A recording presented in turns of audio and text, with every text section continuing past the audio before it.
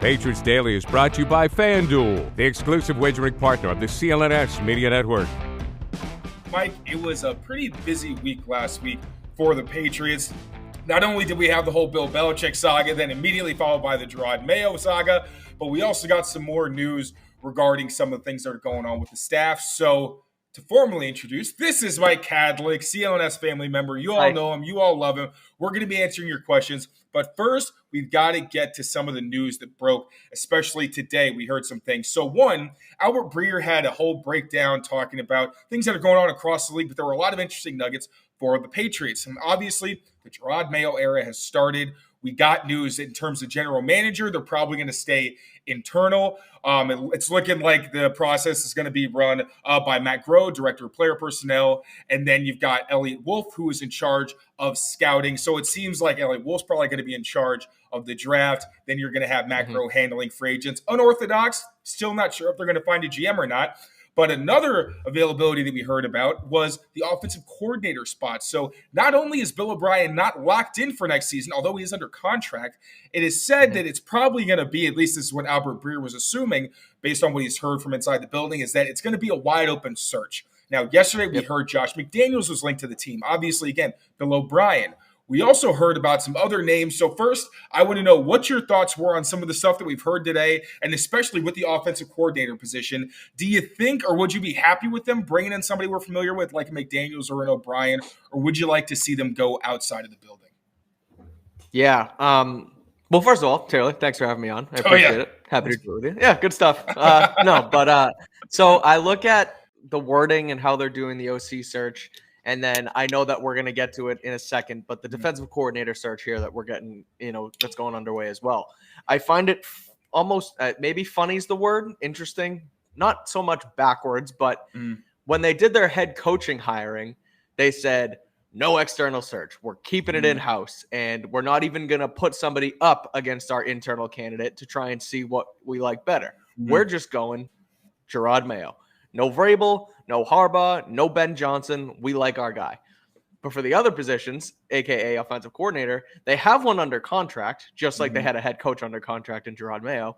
But they're still going to wide open the search, and they're still going to allow Bill O'Brien to interview for the job. So I kind of looked at the head coach thing, and I was like, oh, well, if they look outside and they give the job to Mayo, it's kind of like a backhanded compliment. Like, well, we didn't like anyone better than you, so we're going to keep you. And that's kind of how I feel what could happen with Bill O'Brien here, because the way Breer worded it was, I think the way it said anyway, was that he was going to get an interview. And so they're going to interview their current offensive coordinator for the offensive coordinator position.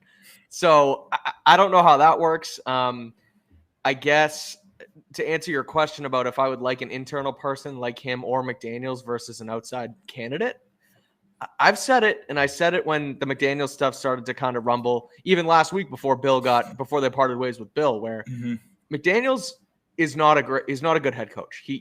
He's not a great culture builder. People don't really gravitate towards him as like a CEO head coach, but he is a good offensive coordinator, and he's proven that time and time again every time he comes back here. And he's able to work with quarterbacks and get the most out of them. Like we saw him get the most out of Mac Jones when they were here, or when he was here in his rookie year. Then he went on and Mac, did his thing. So I half joke, half kind of seriously posted when the McDaniels thing came out that, look, maybe he can even come back and fix Mac. And I don't know if that's going to be his prerogative or if he's going to want to do, work with somebody else. But long story short, he's a good OC, so I wouldn't hate that hire.